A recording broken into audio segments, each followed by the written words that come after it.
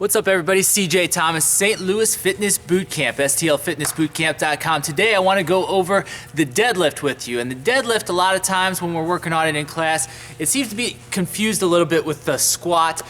So I wanted to show you the difference here, give you a tutorial real quick. So the squat, as we know, we keep the hips back. We've gone over this before where we push the hips backward and the knees get bent. We try to get down to 90 degrees if we can, and we come back up to the top. Now the deadlift is a different move because we're not really bending so much at the knees. We have a slight bend in the knees to start right here, but what we're going to do is we're going to hinge at the waist. Now there's different versions of the deadlift, I realize that, but for our purposes, I want you guys to focus on this version of the deadlift right here. This is kind of a stiff-legged deadlift. I've got a slight bend in my knees. My feet are about shoulder width apart right here.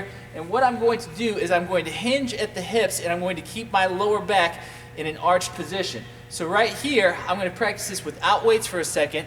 Push the butt back right here.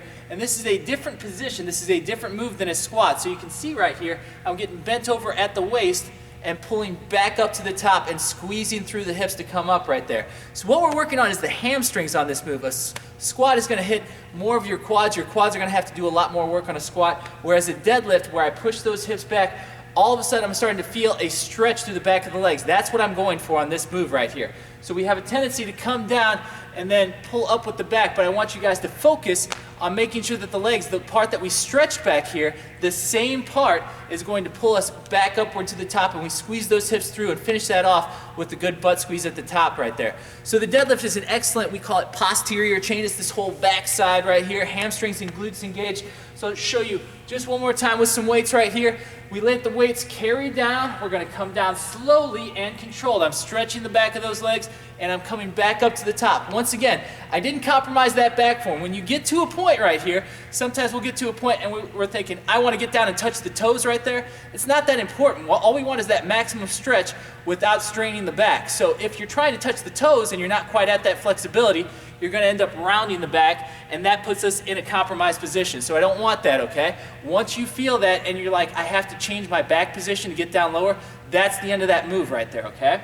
So come back up with control, pull through the back of the legs to come back up right there. You guys can practice this at home with no weight at all. I think that's probably one of the best ways to start working on your deadlift is without weights, and kind of practice that at home. Kind of check yourself out in the mirror, make sure that the butt is pushing back, make sure that that arch is staying in the back right there. We've got the shoulders back in that position. We keep that good position all the way as we come down and pull back through to the top right there. So those are just some tips on the deadlift. Again, hopefully you'll try it at home and make sure you're feeling it in the right places, which is on the back of those legs right there, okay?